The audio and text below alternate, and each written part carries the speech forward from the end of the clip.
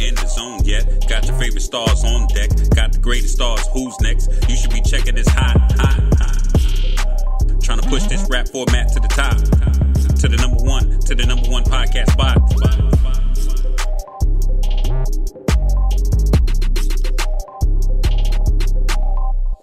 I got a special guest coming to the podcast today whose real name is Josiel Robinson, is an American rapper and hip-hop artist. He gained prominence with his debut album, New Joc City, in 2006, which included hit singles like It's Going Down and I Know You See It. Hailing from Atlanta, Georgia, Yung Joc has been a notable figure in the hip-hop scene. In addition to his solo career, he has collaborated with various artists, including Soulja Boy, Trey Songz, Lil Wayne, Nelly, and T-Pain, contributing to the diverse landscape of his musical repertoire. Outside of his musical career, Yung Joc has been involved in various ventures. He has explored entrepreneurship and business pursuit. Additionally, he has made appearances on reality television shows including Love and Hip Hop Atlanta, providing fans with a glimpse into his personal and professional life beyond the scene. Without further ado, let's give a warm welcome to my brother from another mother, Yung Joc. It's my boy. Yes, sir. Yes, sir. I'm just trying to get better at it. You feel me? 3 days later. Yeah, how you doing, my boy? Good, man. Appreciate you for having me, my brother. Man, I appreciate you for having me. You know, we've been knowing each other for over a decade now. I would just like to, let the audience know, our relationship. I met you, I believe, back in 2011, 12, and we started doing business and shows, and we've been kicking it ever since. And I just want to say I appreciate you for, man, you a real humble dude, nice guy, you open to the world and very transparent. So I just want to say I appreciate you. You inspired me to keep it going, keep it moving, always showed me love and gave me opportunities when I came to Atlanta. Always showed me love. So I just want to say I appreciate you, man, and much respect. I see you moving and grooving out here, doing a lot. So let me see. I'm gonna let you start off with the first question. First of all, man, I appreciate you taking this opportunity, man, to do this for us, man. Shout out to Sophisticated Dummies, man. I'm 1/3 Sophisticated Dummies. So shout out to Rail and JP, man. They couldn't be here today, but so yeah, man. I want to know the story behind your hit single, man. It's Going Down, man. How did that come along, man? I know Nitty made the beat, but was that something you already had, or y'all did that together? We did that together. It was one of those. It wasn't a regular studio session. It was a studio session to make a hit. Right. That's how we think. We going in and we coming out with a hit. That was the whole concept. And that was actually the first time me and Nitty had ever really went in to do music for me. Right. And we went in, worked on one record. We came out with a smash, you know what I'm saying? Yeah. It was just one of those things, real simple, writing it. They was asking me questions like, well, how you gonna come on it? Yeah. Because I rapped in so many different styles, you know what I'm saying? I didn't really have a distinguished style out at that point, you know what I'm saying? It was just kind of like, okay, let me see what you sound like. Oh, today you rapping like Andre 2000. Tomorrow you kind of sound like T.I. Yeah. Today you sound like, I don't know, niggas just doing some shit, Yeah. And I never forget seeing me and Chino and Nitty was sitting there, and I said, I know how, they said, you gotta do something distinct. I said, they was like, yeah, that right there. Yeah. So I wrote the verses before I even had the hook. To the beat, though? Was the beat already That's why I never referenced the word, I never referenced the phrase, it's going down through the song. Through the whole song, you already had the verse. Because it was, I already had it written. The beat was already just like, that was. How did you link up with, to piggyback off that, how did you link up with Diddy? Because I know you end up getting with Bad Boy South. Well, me and Chino was already out here moving out here a lot in the streets, so it was bound. I was gonna rock out with somebody. It was bound to happen. Yeah. And I never forget, man. One thing, man, I'm sitting there looking at TV one day. I'm listening to the radio. I'm looking at the TV. The TV's off. Mm-hmm. But I'm looking at the TV while the radio on. I really felt like giving up. You know what I'm saying? I'm just like, and I was like, man, I gotta make some shit shake. And next thing you know,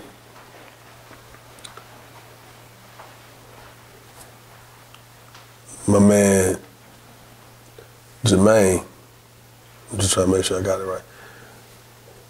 So Fresh hit me, like, hey, boy, Carl Mo. So it was crazy. He said, man, Fresh said you need to get with Carl Mo. Carl Mo did a lot of records. Dun, dun, dun, dun, yeah. Vice versa by Pastor Troy. I like the way you move, bit boy. Pastor Troy did, Carl Mo did a lot of records. So when I get with Troy, Carl Mo, he let me these records. I'm like, man, these beats. I'm like, man, I gotta rap on these nigga beats. Then, really, once he heard this going down, he was like, nah, you don't need nothing from me. I was like, huh? He was like, nah, you got everything you need to get locked in. Yeah. He like, man, I'm gonna put you with Greg Street. Greg Street. Yeah, I need to put you with Greg. I'm gonna put you with Greg Street. Then next thing I know, I went from there, rock with Greg Street, and then they got the Link Block in. Okay. And so from there, me, Chino, and Block kind of was rocking to see what we was gonna do. Shit, that was. Okay. That's Shit. what's up. So I feel like that bad boy self, you kind of, well, you had already took off. Once you were, Diddy just kind of like put the little gasoline on. No. I was already igniting. Okay. But I hadn't taken off yet. Okay. And once we got with Diddy, it definitely took off. But it, no matter who I got with, at that point, with the way the record was recorded, mixed and mastered, from what it was, the deliverables having a record, I don't care who we got with, it was gonna go. Did you have to go back and re-record once you got with Diddy? Did you have to go back and re-record any of those tracks you had did? Like once he got with you, like, oh, let me hear that. Let's go back to a bigger studio. Not really, because to be honest with you, we did certain ones because they wanted to be able to have cleaner vocals and stuff like that.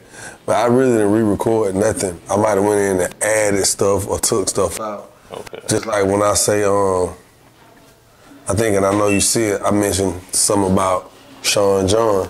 Yeah. That's because Sean John was popping at the time, and now we did it, so it made sense. You know what I'm saying? Yeah. So, So when you came up with New Joc City, you pretty much had all them records ready to go. I came with half of those records. So like I came with It's Going Down. I came with I Know You See It. I came with Dope Boy Magic. Yeah. I came with Picture Perfect. I came with Patron.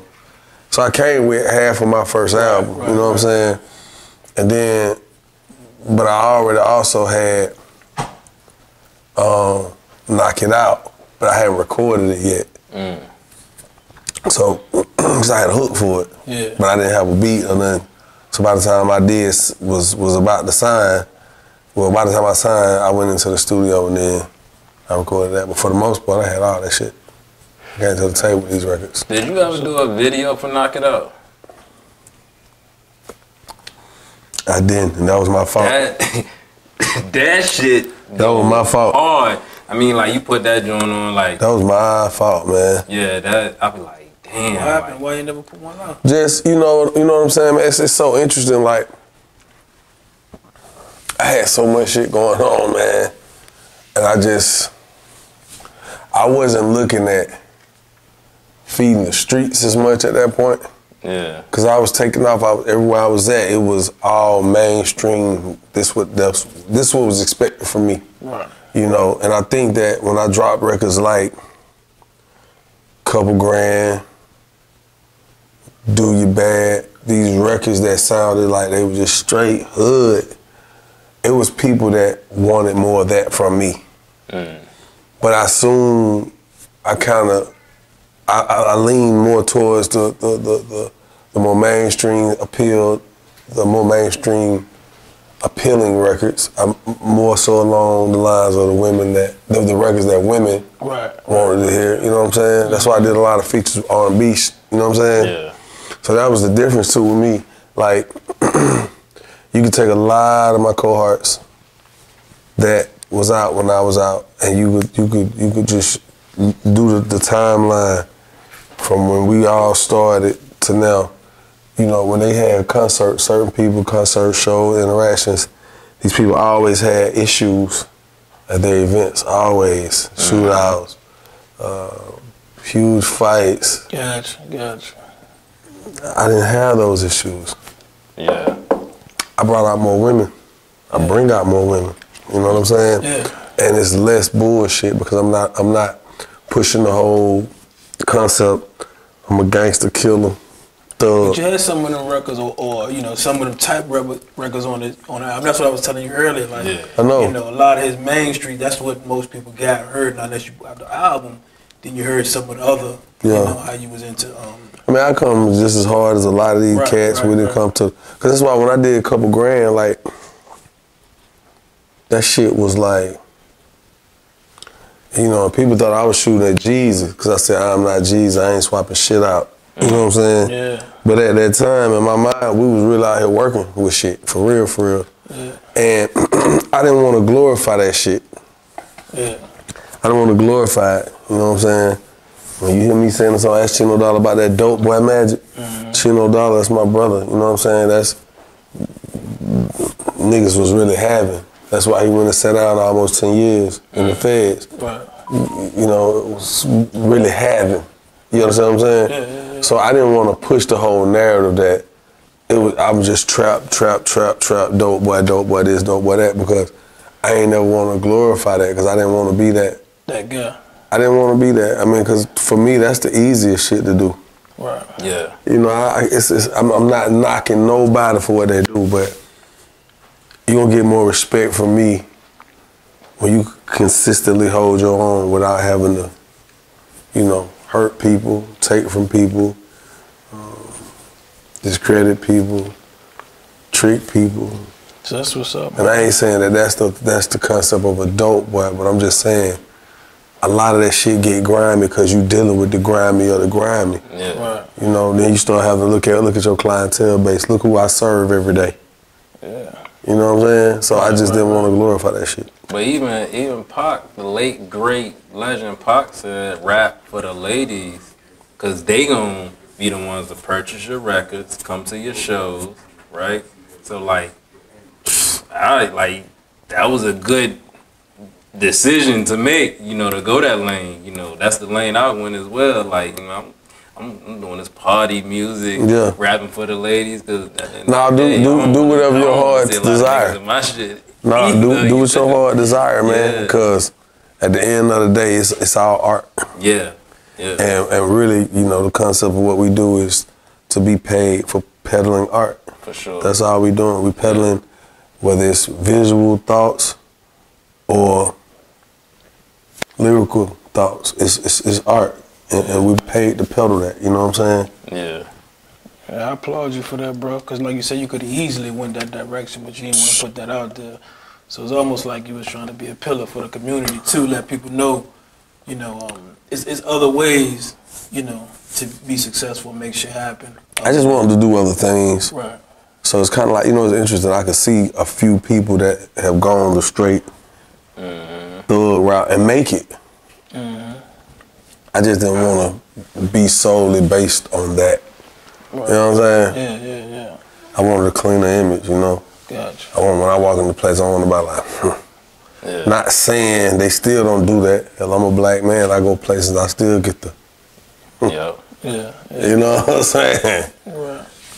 One of the best things is being a man is like just knowing who we are, and we can be authentic and organic with ourselves. We don't have to portray something that we're not. No, exactly. We can just be who we are. Like whether if you a gangster, then that's you. That's just who you are. Yeah. And we are playboy or whatever, who we are, that's just who we are. And I think us as men, when we identify and we know our identity, that's the wonderful thing, because we can have peace and operate organically, and that shit just is natural for you to do what you do, because it's just you know who you are, so you can do whatever, and you can't let the outside world dictate ultimate win, who the fuck you are. Agreed. Agreed. That's what's up. A lot of times I find myself, not preaching, but just sharing game with cats, because, I mean, it's so many of us out here lost, bro. Yeah. You know what I'm saying? This niggas got bags, still lost. Lost. You hear what I'm saying? Yeah. A lot of us think because we get some money, we made it. I know a lot of cats with money that still have not made it. You know what I'm saying? Right. I be around, I'm like. But it sounded like you had that mentality early. I did. Yeah, because you was like 23 when that album dropped, right? Something like that. So you had that mentality. No, I was actually 26. Oh, damn. Yeah. But either way, it was early on. No, because people always try to, the labels and shit. I don't know who did it, really, PR label, but somebody changed my age. You know what I'm saying? Yeah. Yeah, I think I was married with children when I came out. When I came out, I was telling people I was single. Right. It's the image, right there. Yeah, they like, man, you look so young, talking about you married.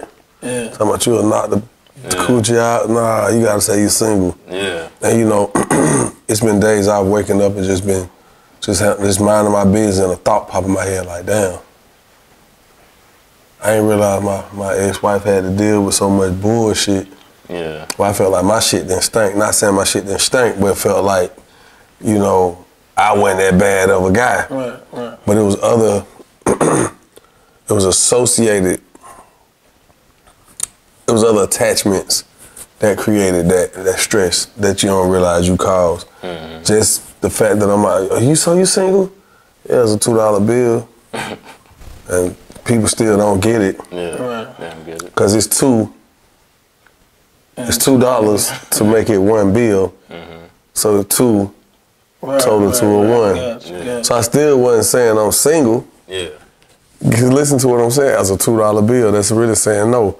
But it still didn't translate to niggas like, Yeah. But you had to portray the image. But I had to push that out there. So, it was some days I woke up and had to just ask the universe to allow me to align properly in my next go around and what I do. So a lot of times now, that's why on TV or things like that, when people see me, I'm not scared to be myself.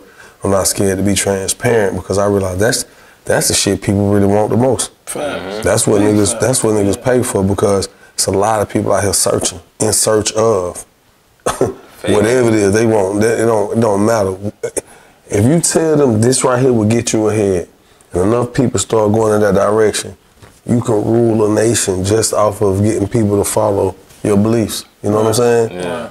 So that's what I'm on. I'd rather be honest with people. That's why when people see me on TV shows and shit, I make real faces. I ain't holding. I don't give a fuck about no camera being. I don't give a fuck about that mic. If you say something dumb to me, you're like, what? They gonna know it. Hey man, it's like, cause I don't have to tell you wrong. I don't gotta tell you sound crazy. But if I back up from what you're saying and just kind of look away, the people who watching know what that means. We know we got so many different thoughts and things programmed in our mind. We can read shit. Yeah. You know what it is. You can see something, everybody like, well, y'all saw that? Hell yeah, but well, it's time to go. I see how, you know what I'm saying? Yeah. So I've been wanting to make a living off being honest. Yeah. At this point in my career now, That just speaks to your character. I think maybe you identified like, damn, like I just need to walk in a way. And when I'm just my character and I'm walking honest, you can just walk in that shit. Yeah, because you about how you are. You ain't got to have no regrets, because I'm walking authentic for myself. Nigga, never gonna be able to see me and I'll be like, wow, I was on some other shit. Well, that wasn't who I was on. Yeah. Nah, damn, is that how you felt? Yes, sir. Yeah. And I still feel that way. You know what I'm saying? Because I don't ever want to have to It's just like a lie. You tell one lie, you gotta support that motherfucker with another one. Yeah. And if it's a quick lie to get you out of something, you usually forget. Yeah. And you don't remember till somebody reminds you. And you don't realize that you caught in a lie until you realize you've been reminded of something that you forgot about that once got you out of something. Yeah. So I just took it down, took you back down high, you know what I'm saying? Yeah. Because a lot of times that's what it is. Niggas do fake shit, and then you gotta uphold the fake shit. Yeah. And I don't wanna do nothing fake. I'm always be authentically who I am. Do you think being married early and having, you know, you said when you came in the game, you was already married, had a child or whatever. Do you think that matured you earlier because you was already in that situation? That's why you operate. No, I don't think that matured me earlier. Okay. I think I was already mature earlier. That's why I was married younger. Yeah. I was already mature. You gotta think, by the time, real talk, bro, by the time I became Yung Joc to the world as a rapper, nigga, I had made so much money on my own doing real jobs. Okay. And I wasn't never scared to work, you know what I'm saying? I remember one year I was in school, I had 3 jobs. Niggas like, how you had 3 jobs in the summer as a teenager? When I got up, got my ass up early in the morning, I go work at the zoo. I'm the penny man at the zoo. Okay. Put your money in the machine, press the penny out for you. Okay. Right? Sometimes they mess up. When they mess up, I'm supposed to put it aside. So you was working at the zoo? I was at the zoo. Punch a hole in your penny, put it on the keychain, put it on the necklace for you. Okay. So at what point you decided you wanted to be a rapper? I was already a rapper. In the midst of all that? This was all a plan. See, I think I was rapping when I was a little kid. 10 years old, I was like, I'm gonna be a rapper. I'm gonna rap. But that ain't all I want to do. I was like, I'm gonna be an actor too. I'm gonna be a motivational speaker. I'm gonna be a stand-up comic. You know, I had all these different things that I wanted to be. Because, you know, I was always taught you could do anything you put your mind to. And because I was able to understand that early on, it really set well with me. Right. As a human, I could be whatever I want to be, you know what I'm saying? You gotta think, I have a family that's out the hood, but from within my family that's out the hood, I got doctors, lawyers, nurses, activists, restaurant owners. So I got people that look just like me. I'm like, oh shit, hold on. You got the same upbringing I got, and you made it this far out the hood. My Uncle Cerrone.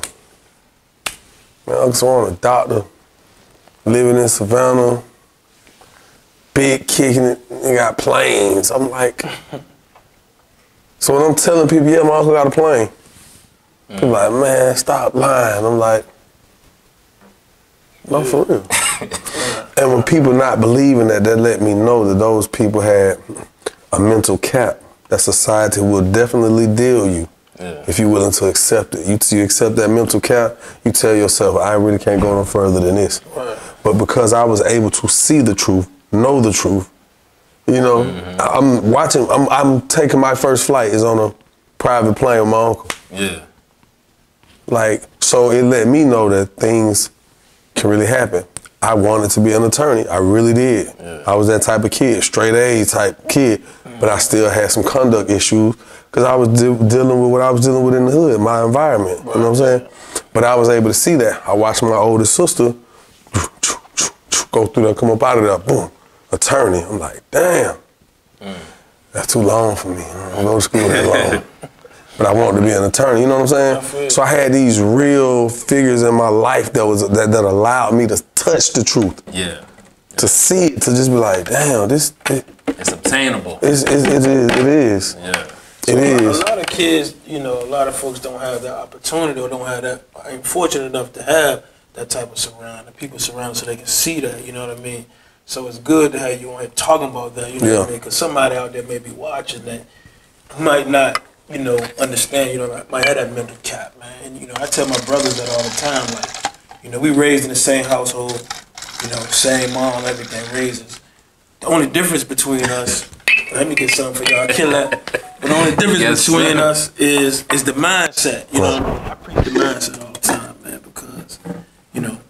that's what they want to hold us back, like, the mindset, you know what I mean? So we got a strong mindset where we, figure we can do, whatever it is we put our mind to, whatever it is God said we can be, or whatever God has for us. You know what I mean? Right. So, it's the mindset that's really important, man. So big up to you for, I appreciate it. I'm glad you're expounding upon that, because basically what you're saying is it's advantageous for us to, if we got kids, to show our kids, like, hey, we going to the Bahamas, so we taking trips with our kids, and we doing things that our parents didn't do for us, because it's gonna be their norm. They can like, oh yeah, we take trips, or we go do this business, or whatever we do.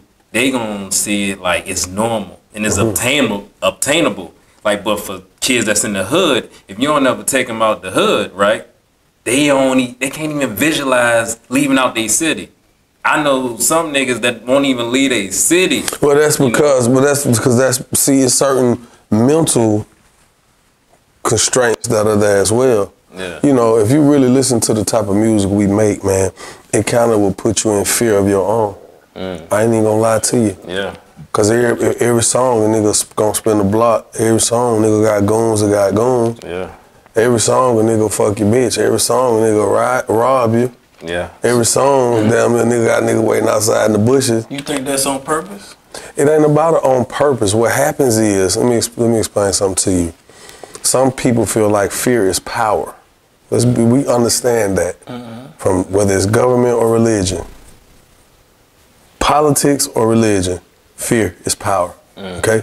So when I can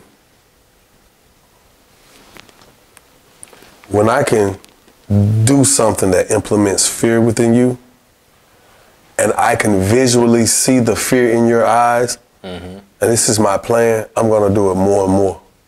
So it's just like the music right now, if you listen, just like we can take it back to the song Couple Grand. When I made the record Couple Grand, I wanted this to be I thought about Tupac when he said the realest shit I ever wrote. That wasn't the realest shit I ever wrote. I wanted it to be the most visual shit I ever wrote.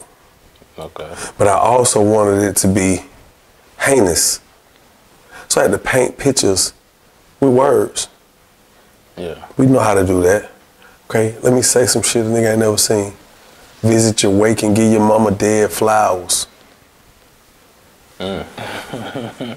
That's cold. Like what kind of nigga is you leaving? Yeah. Who doing that, bro? I'm gonna visit your wake and give your mama dead fly. It's almost like the level of disrespect, the disgust. But in my mind, in my heart of heart, even though I know that was some very fucked up shit to say, that was the concept. Say the coldest shit you could say. Instill the most fear that you could possibly instill, because that's what gonna make niggas like, damn, I don't know. Ooh, he said that, and he know, and the nigga know you said it, because when you sitting up with your partner, y'all hear it together, you like, ooh, play that shit. What that nigga say? I am not Jeezy. I ain't swapping shit out. Y'all think Jeezy was so huge at that time, and I wasn't going against Jeezy, but I know some niggas just repeat things they hear because they programmed to say it.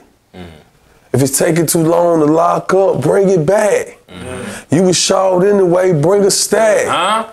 Shit was fucked up. Like when you hear it, it's just like, hey. But let's keep in mind, it's a lot of dope boys who singing them same lyrics. But you can't bring that shit back. Boy, that shit was good when you left. Yeah. But you better figure it out, whatever you did on the way there. But you can't play with me. Right. Cause I know the product that I'm moving. So at that point, the type of dope we were moving, when I heard that bar, I was like, that's a hard bar. That's a rich nigga bar. Yeah. That's what it was. Jeezy gave you that, I'm a rich nigga in the dope game. Yeah. It almost don't sound like he got rich off selling dope. It sounded like he was a rich nigga that had dope. Yeah. Because he painted being a rich nigga so great, but he also painted being a dope boy so great. So when you listen to him, you don't know if he got rich off the dope, or he was already rich and got dope. Because that's how well he joined the two. Yeah. That's what he gave us, a luxurious trap nigga. Hell yeah. So for me, I'm listening to it, and everybody ain't no rich nigga off dope. Nope. And as I'm listening to it, I'm like, that shit hard. That's some rich nigga shit to say. 'Cause I ain't swapping shit out. So when I said it, nigga was like, damn, that nigga, was that a diss to Jesus? No, it was never a diss to Jesus. Right. Yeah. You know, you got some people let you come in and bring cash to the establishment today, and some people like, nigga, we don't want your money because we don't take cash. Yeah. Is it a diss to him for taking cash? Right. No. So that's how it was, and that's, you know, I just think like the music, we put each other in fear, man. Just like right now, you know, I'll give you a perfect example.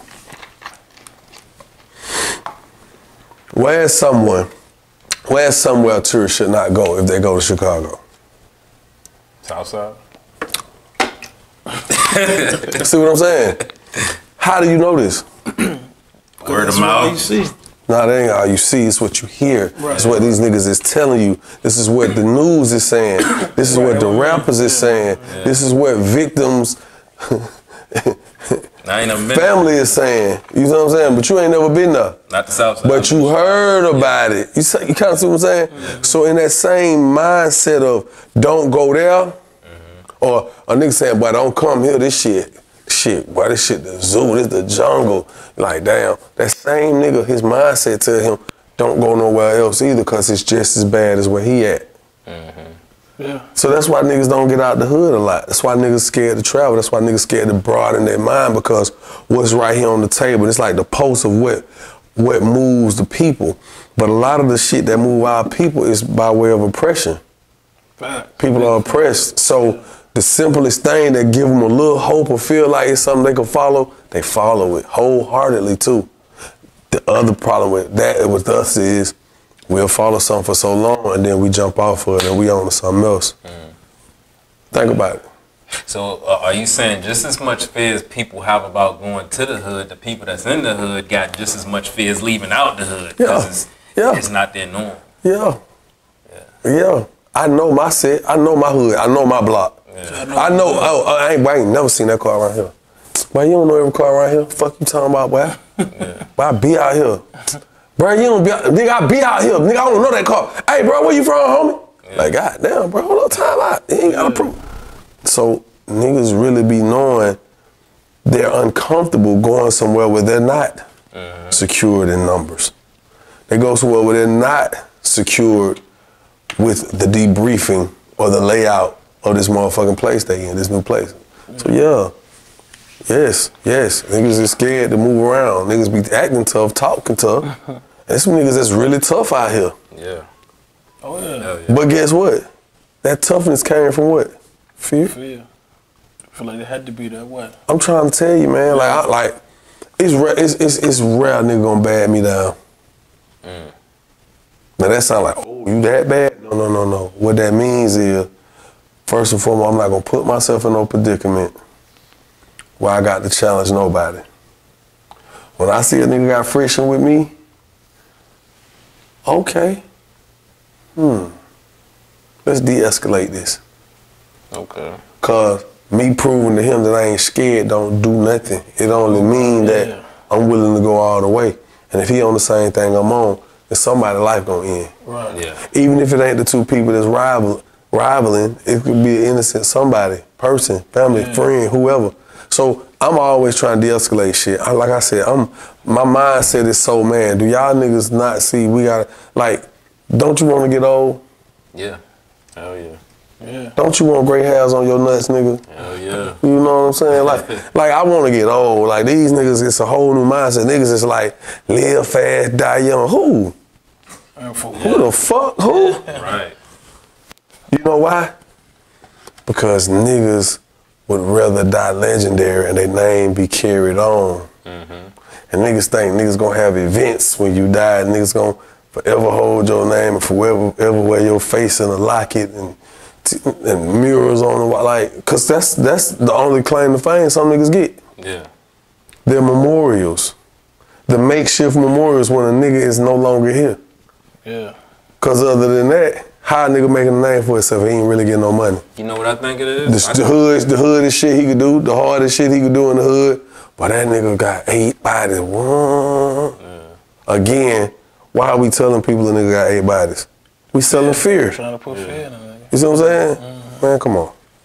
I think it's the lack of love that niggas in the hood grew up and not really That too. being able to experience. Because once you like experience like I don't know that situation. Maybe your mom won't in your life. Maybe your dad won't in your life. Maybe you know your child. Maybe you got kids. But like once you experience that love, either from your mom, your dad, or your kids, your mentality should change. Like, nah, I got something to live for. I don't know. I don't know about that. You don't know? I would say in a lot of instances, yeah, but it's a lot of cats out here really for real. If you could just really dissect their whole little makeup of this facade, you really dissect it. These niggas be coming from secure homes. These niggas be coming from good homes. What it is, Got something to prove to the streets. because when you get out there, it's a lot less people with that structure. So when you get out here, hey friend, nigga like, all right, we got us a duck, you know, the friend shit. And once you get burnt once or twice, you when you are subjected to callous behavior, you will harden just as the behavior you're subjected to. You kind of get what I'm saying? That's a jewel. You gon' start. Oh shit! Hold up. That's a jewel. That's just like we got us a little kid and he ain't never played football. He ain't never wrestled. Get his ass around his cousin from the hood. Yeah. You come out to pick him up. Oh my God! I've never known him to wrestle. Okay, he just put him in. Is he hurt him? Nah, he good. Oh wow, he's laughing. He's not. Yeah. You gotta subject. It's just like the world. The more you subject it to a hardened world, you too shall become hardened. Yeah. You know what I'm saying? So a lot of these niggas really. That's a jewel. Cause that's something I can teach my son. Like, as organic and as loving and spiritual as I raised my son to be the man I want him to be, I could also teach him that, like, look. And not everybody like you or us, because we are, our DNA different. I know your heart, you want your heart to be pure. Yeah. You want to show people something different. Yeah. But guess what? Some people are not upset because they choose to be upset. Yeah. It's just the luck of the draw. Yeah. It's just the consequences from whoever before them, the predecessors. You know, whoever in your family, that lineage, that heritage, that background, that family tree, that last name, that DNA.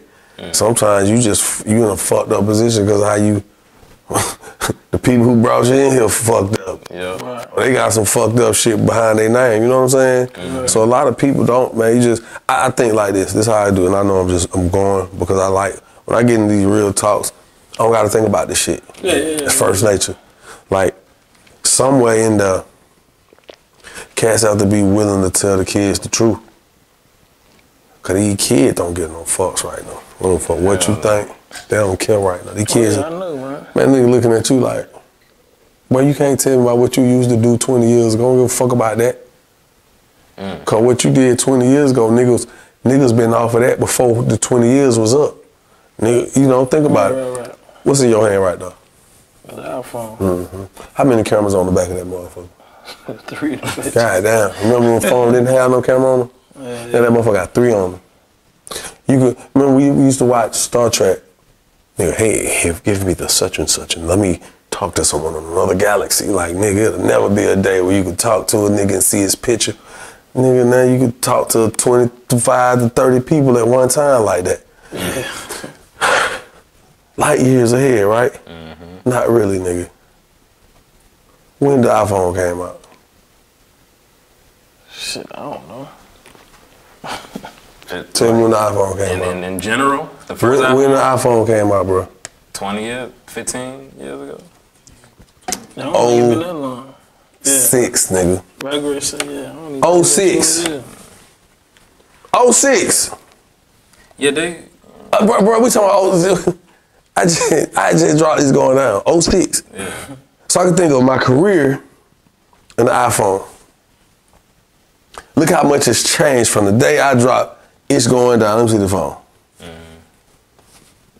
From when I dropped it, this is your everything now. But you can't even, boy, you can't do shit without this. Nothing. Facts. You can't even buy, hey, sorry, so we don't take cash. Oh, damn. Don't worry about it. Hold on. Yeah. But look how fast it done changed. Yeah. You know what I'm saying? So I think now when you tell kids certain things, it don't take them 20 years to see that you weren't lying. That's the difference. These kids get the truth way faster. Yeah. So I think you got to give them the truth more realer, more harsher, and don't be so quick to try to edit or censor the truth. Yeah. Because a kid could open their phone right now, create a social media handle for whatever platform, and some shit will come down their timeline, and they could see and hear the realest shit they ever heard or saw before you ever delivered some real shit to them. Don't be that parent or don't be that friend. You know what I'm saying? Don't be that sibling. Keep it 100 at all times, man. Whether the truth hurt or not, that's what the fuck people need, because shit be seeming so like we got so long, bro. 2006. I got a 7-year-old. 06. Yo, bro. So the shit he knows. He don't, man. Dog, these kids don't be understanding the type of shit that we been through. So like we don't even understand the shit our parents went through. Right. But this shit advancing every day, bro. It's to the point now. I'm gonna give you something even better. What's this called right now? What we doing? Podcast. It's podcast, right? Yeah. Why did? Nigga, when that iPhone dropped in 06, that's the first time you probably even seen the word podcast. Cause when you look in your iTunes, the little where you know, when you looking at it, say podcast, that shit, that cachet was empty, nigga. You didn't even know what no podcast was. These people been doing this shit. Yeah. Now it's what's happening. It's like, oh, you got a podcast? It's like if a nigga ain't got a podcast, you ain't really fucking with him. It's like, oh, okay, well, you got a podcast? Oh, you got a podcast? Shit, I don't know what to tell you about. Interview how? Where am I interview with you at? You ain't got a podcast? Like that's, but when that shit dropped, niggas wasn't even on podcast. Hell no. And that is the thing, you see what I'm saying? But just that fast, that's why I'm telling you, my nigga, you can do anything you want to do. You just got to tell yourself, it's two truths to all this shit. One truth is, you damn sure ain't gonna get it if you don't try. The other truth is, you better try to get it before it's too late, because you don't know when you gonna die. Yeah. Them my truths I live by. That what? I ain't scared of nothing, nobody. That's why, bro, if I want to do something in my head today, they be like, bro, you just trying to get some attention. No, I'm letting people know, I'm letting the world know. Be who you are. You don't have to change, whether it's under scrutiny, in the face of adversity, or if you being praised for doing what you choose to do. You ain't got to change. Always be yourself. And that's what I live by, you know what I mean? Man, did you cut your hair bald, man? Yeah. I did it. You did it? Did it. Had a whole lot of hair stuff. Did it. Man, I thought it was a, No, did that shit. Jones, man. No, I lost a bit. I seen that. I did it. I remember that. Did it. I want to transition real quick. What's up? This is a personal question for me. Like, your inspiration is of a true hustler to me. Like, you be like, man, you be up early. Yeah. You got your morning show. Love and hip hop reality shows, multiple reality shows, acting. Still doing sold out concerts. Still doing club shows. Hosting clubs. Man, you got a lot of shit going on. This is personal for me. How do you manage that as a father, as a husband? How do you manage all of those things? Keep everybody happy, be able to spend time with your kids, because I'm under the same type of situation. It's really simple. You think about your household. And when I say think of your household, think of the dynamics that make up your household. Okay. You got to have water, you got to have lights, you got to have gas, you got to have some type of communication, whether it's your cell phone, because more people got cell phones and landlines now.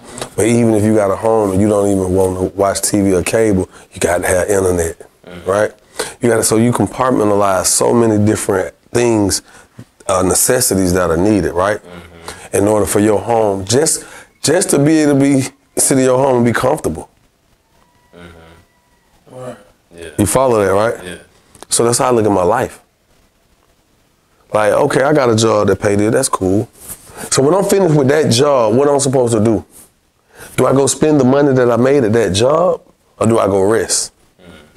Or do I go spend time with my kids? But what if at the time I'm finished with that job, my kids can't even spend time with me because they're in a functioning program that we call schooling. So for 8 hours, they locked in. So what I'm gonna do now? Go do some self-improvement? That's fine. But is it a way that I could go do some self-improvement and be paid for self-improvement? Kind of see what I'm saying? Yeah. So I sit back and I say, all right, cool, boom. Because it's some day where, man, it could be just this simple. Boom, I'm up. Boom, all right, boom, whoa. All right, boom. I'm on L, 6 o'clock, 6 to 10, boom. By the time I get out of there, let's say 11 o'clock, boom. Gym, boom. Yeah. I'm going there, get in, yeah. Get on the treadmill for a little while, boom. Get out of there, go eat. After I eat, now what? Some days it's go film. What I'm filming, Love and Hip Hop. Yeah. What I'm jumping on, somebody podcast. What I'm doing. Okay, if you ain't doing that, what you doing? Oh, we working on a movie. Okay, that's dope. How many days you got to film this movie? I ain't got but 12 days of shooting. That's 12 days. Somebody be like, boy, that's too much. It's just 12 days. But when you get off this job, you don't work for folks 7 hours, then you do this. Where you find the time? No, nigga, where do you find the time to not get the money? You telling me your life that great where you don't need extra income? Then you a bad motherfucker. Yeah. Cause I know. Make it happen. Yeah, cause I know rich niggas who still don't take breaks. Right. Tell me the last time you went, since you've been alive, when you went a year without seeing a McDonald's commercial. You can always see them. Yeah. Because on that thing, 385 billion. You know what that means? You know the reason they show you how many people have been served? Because no matter what, no matter how great of a job we've done, no matter how many people we've served, it's not about what we serve, it's about what we continue to serve. The concept is in consistency and longevity. You see what I'm saying? So if I can train myself to get up, go to work, film, go do this, go do that, go record, go spend time with my kids, spend time with my wife, go goddamn, get the car wash, come back, go get groomed, boom, hop on a flight or hop on a call, do whatever I gotta do. I'm gonna go do that shit. Because I know what it's like when I'm sitting there scratching my goddamn head, boy. That ain't the feeling. When the niggas are there scratching their head, trying to figure out, boy, how the fuck I'm gonna pay this? Yeah. Or when you sit there with that contraption in your hand and you open that motherfucker and you see all these people you know or don't know, and everybody seems to be running laps around you. Yeah. Shit can get depressing if you don't know what to do. But it's only depressing if you ain't got nothing else going on to see the changes. So you gotta create your own movements. Before I ever got signed, niggas thought I had a deal in Atlanta. No cap. They're like, bro, how you do that? How you get on that? Damn, I seen y'all over there. What's going on? Man, you know what we'll do? Man, I'll pull up to somebody's event. I'll bring my own person to interview me to their event. They like, oh, okay. So, hey, how you doing? This their event, and they don't even know the person interviewing me. They just think they shit so lit and popping. They got media here. They don't know who they with. They just happy that it's something going on. They're like, hey man, how you doing? Y'all still interviewing people? Now they asking my people to interview more people. Now just that fair, I done hooked these people, boom, off my people. Now my people really know these people now. That might have went over your head, but we'll talk about it another time. So this is an important question. You was at a pinnacle, when you was up, right? Mm-hmm. It's going down, it's up, right? Mm-hmm. That's all right. It's going down, but it's up. You was up, right? Mm-hmm. Top of the charts, moving and grooving, shaking, right? When that shit, like, how did you handle the adversity when everything shifted? Because, as artists, like, we'll have a time we hot, and then we not hot. Like, how you know why a lot of artists don't see the shift right away? Mm-hmm. Because if you really come with some smashes, I don't give a fuck, you got one smash. You got you a real good smash. Don't come with 2, 3, 4, 5, 6, 7, 8 records. Yeah. Right? They're not gonna see what you see. You kind of get what I'm saying? They're not gonna feel what you feel right away. Because at the end of the day, they're still getting booked. They're still getting money coming in. People still know them. Bitches still want to fuck. People still want to take pictures. Niggas still letting them in the door for free, getting them a bottle. Yeah. You know, niggas still asking for verses type shit, right? Yeah. But in your mind, you like, that shit gonna come to an end soon type shit, right? But if you got an artist who got some shit going, like for myself, like nobody said, oh, you can't rap no more. Mm-hmm. I said, fuck this shit. So it wasn't adversity to me. The industry was adversity to me. It was like, man, it's just too many hands that could be in the pot. You don't know what's real. You pay a motherfucker, he breaking this person off to tell you, you got an attorney. You think, oh, I got this attorney. They good. Well, they gonna sit down at the end of the day, how your attorney gonna get paid? Billable hours, right? So let's say you're an attorney and I'm an attorney. If this is the nature of how we get paid, I got to make your job a little difficult because that ensures that I will continue to get paid by way of billable hours. Mm-hmm. So after a while, you and I finally come to an agreement. All right, I'm getting tired of getting asked about this. You about ready to cash out? Yeah. You ready to cash out? Yeah, all right, cool. So what we gonna do? How we gonna, let's meet in the middle. All right, look. All right, we can go back and forth 2 more red lines. But the last red line is gonna be my deadline. Cause I gotta move on to the next thing, this and that. All right, I'm with that, all right. You gonna redline this, you redline that. I'll give you this if you give me that. Okay, cool, we could do that. But under one condition, we deadline on this one because I have some more things I have to get on top of. All right, this concludes this, we'll make the deal go through, bet, cool. We just ensure we both get another $4,000, $5,000, maybe another $10,000, depending on the type of deal or whatever it is you're doing. Then people work with each other. Yeah. Right. They work with each other. You know what I'm saying? And it's not like a criminal case where I went against you in court and beat you as an attorney. No, it's like, oh, I worked with you before. Hey, man, what's that? And then after the contract done, let's go out and have some drinks sometimes. All right, cool. Some motherfuckers working with each other. You just gotta know, there's a lot of shit that go on with the business. So I stepped away. Yeah, that's what I stepped away. So you had 2 studio albums, or how many studio albums did you record? Man, I got like 4 or 5 studio albums, but a lot of them weren't released. Right, that's what I chose not to. Because when you start talking mixtapes and shit like that, those are studio albums too. Yeah. We just don't call it an album because somebody came along and told us, give our music away for free. Yeah. If you want to get popping, of course. Like, you know, even if we're a woman, if she go give that box away enough just to anybody, she gonna find her a sucker who gonna goddamn latch on. Oh, I love you for life. Yeah. Like, damn, bro, you just caught you one. She jabbed it. But that's just what it is. I hate to use that analogy, but I had to use it because it's so much value on a woman's box, on the woman itself. Not to just say her box, but we know what I'm saying. Right. So you take the music and look at it the same way. Everybody want a piece of it, right? Everybody want a piece of that pie. When you give it away, somebody gonna eventually bite. Cause it's easy to give, it's free to give it away. Ain't that crazy?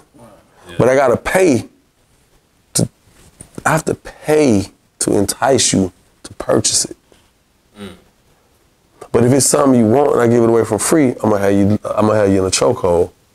Cause you got it and you don't have to pay for it, so you're gonna overindulge. And by way of overindulging, you become a fan of it, you begin to buy into it, and you become what is considered a fan. Like I said, a fan, you become a fan of it, you know what I'm saying? Yeah. So at the end of the day, like, we do a lot of shit sometimes that go against us because we trying to figure out ways to make shit work. Okay. I know we about to wrap up in a minute because we got a goddamn show tonight, fucking Danville, Virginia.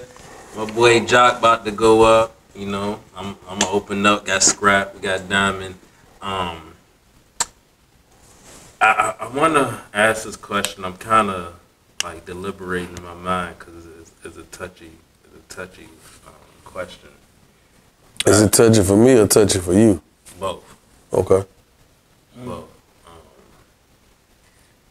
But I think I want to do it for the listeners because I feel like I got a bigger.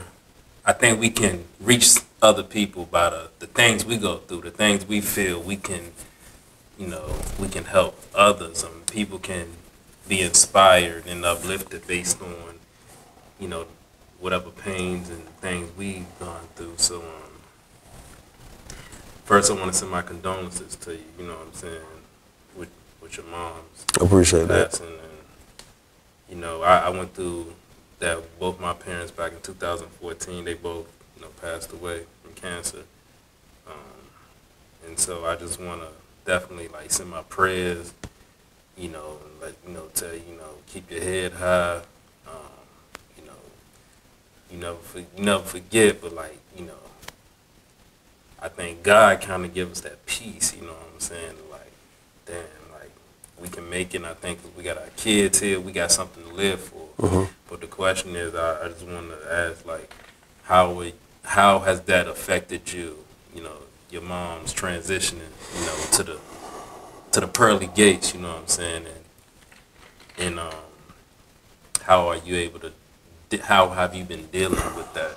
Man, to be honest with you, you know, that's a good question, because I think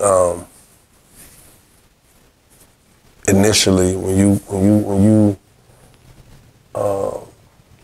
you receive information that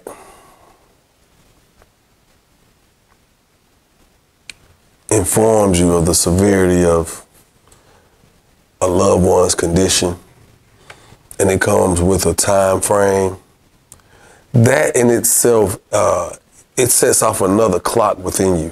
Mm-hmm. You know, and a lot of people don't really get a chance to experience that type of clock. You know what I'm saying? Because we've all lost somebody, I'm sure, right? Mm-hmm. And when you just get a phone call or some shit just happens, it leaves you with a lot of questions. It leaves you with a lot of hurt. It leaves you with a lot of doubt. It leaves you with a lot of just unanswered questions. It leaves you with a lot of shit, man. And I think that's harder for people to grieve through, because life just stops. And it's like, whoa, it's like right now, if you just lost your arm, you'll be fucked up for quite some time, because now you got to figure out how to maneuver without that arm. Yeah. And over time, you know the arm ain't done, it's cool. You just like, all right, well, shit, I know I got to get me a drink. All right, man. Hell yeah, man, you know, I ain't said nothing. You know, you got to do shit like this and shit. Right? You get you a little bit, put the top back on. How long? You knew if you had that other arm, you could do it, but you figure out a way to do it without it. Yeah. Over time, you adapt. You know, but when you have something so abrupt, it can stop everything, but you're always still able to do that. Yeah. And that's what happens. People start realizing their counterparts in their lives that they feel like they can't live without. Mm-hmm. But through the test of time, you start to realize that you can without. There will be some struggles, there will be some challenges, and things get difficult along the way, but it can be done.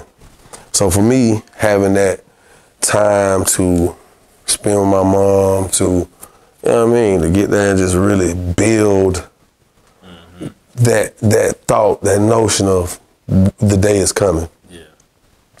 And as you see these changes, reality sets in a little more and more and more, you know.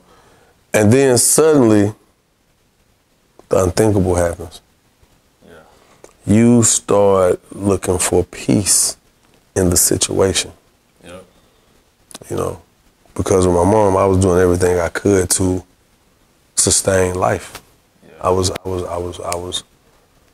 implementing any notion that I could conjure up to gain sustainability of her life. And one day, I'm in the hospital. This is after having her in hospice, in home care, hospice, in the hospice.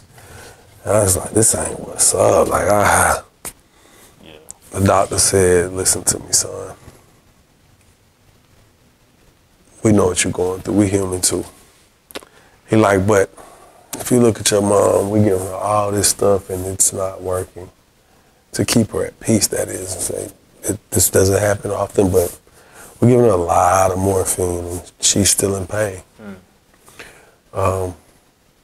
I'm pretty sure this is not what she wanted. She did not intend to, a few things she said, I'm pretty sure she didn't intend to suffer this long. That's why she put herself on hospice, even though she may not have said it to you, but certain things point to she wanted to go out peacefully. Yeah. I'm like, okay. Saying I'm pretty sure she didn't want to get to the point where she starts to decline, and there's a visible physical decline where you could see this person is not going to be here that much longer. You know what I'm saying? Yeah. And he said, you know, and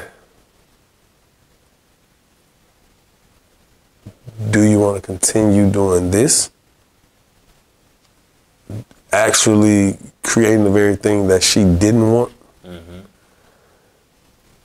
And I had to sit down. I was with my aunts. They was looking at me like,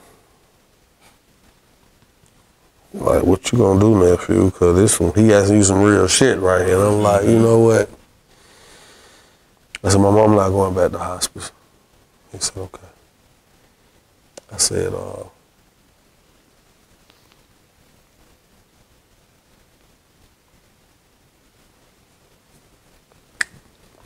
but if we could do quality care here, you know, that comfort care here, then we could do it. I said, all right. And at that point, I knew I had to let go. You know? Yeah. So to come to the hospital the day of, I'm sitting there looking at it. When I walked in, I was like, this is it. I can visibly see that she's never looked this close to what I'm seeing. I'm looking at the machine. I grabbed her hand, I prayed out loud, and I talked to God. And I said, God, you know what? I didn't want to ever feel selfish behind this.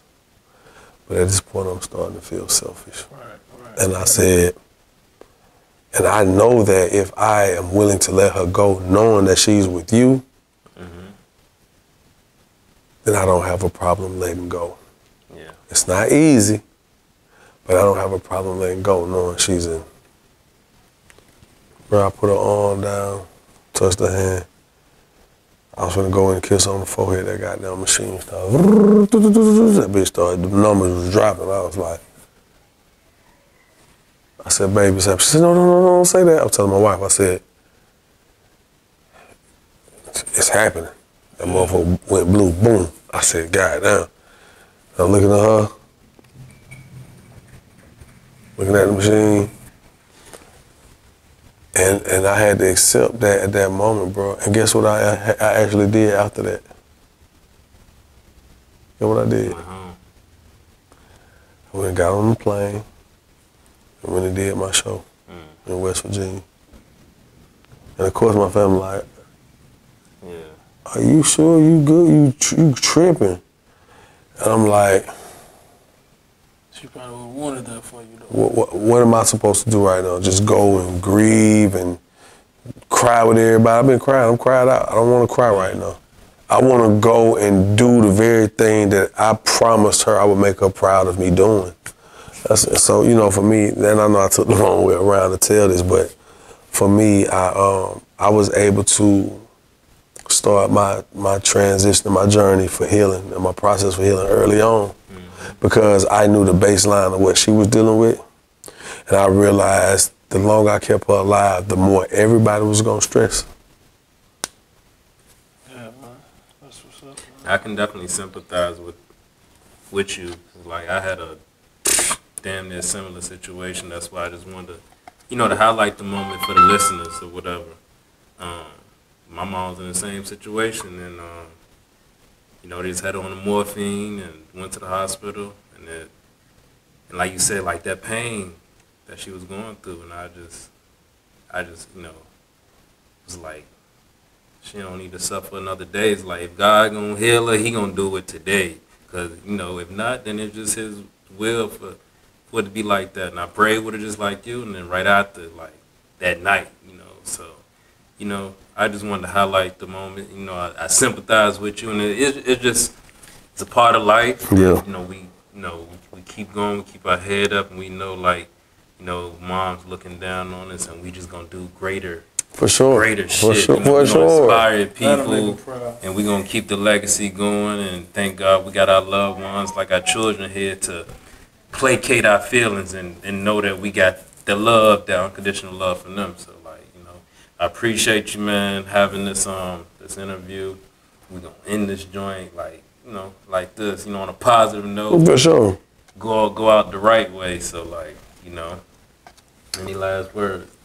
No, man. Appreciate it, Joc, man. No, for sure. Good dude, man.